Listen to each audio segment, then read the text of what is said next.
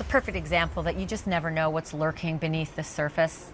And even if you squint at this painting, you are still not going to see it because it takes a high-powered gizmo to spot the masterpiece behind the masterpiece. There's a hidden painting, y'all, beneath one of Pablo Picasso's first works of art. This is the Blue Room. He created it back in 1901, real early in his career while he was working in Paris, starving artist and the whole bit. In 1954, a conservator said, I don't think so, something's a bit off. The brush strokes just aren't working for me.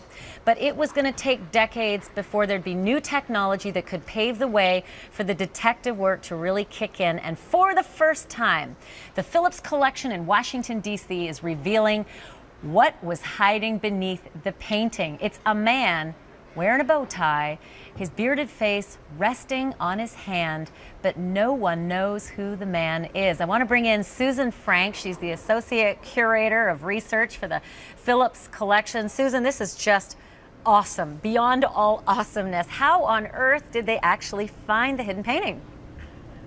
Well, this is such an interesting part of any curator's opportunity at a museum is to work with conservators and scientists to go and learn more about the object in the collection, and knowing that there seemed to be this brush strokes that did not match the composition that we see on top, and scientific analysis in the mid-90s at the National Gallery, who collegially worked with us to take x-rays of the painting. Is that what it is? The gizmo is actually just kind of, pro forma x-ray, or is it something more special than that? You can do a pro forma x-rays, which was done back in the mid to late 90s, and then about 6 years ago, technology had improved so that digital infrared camera revealed a much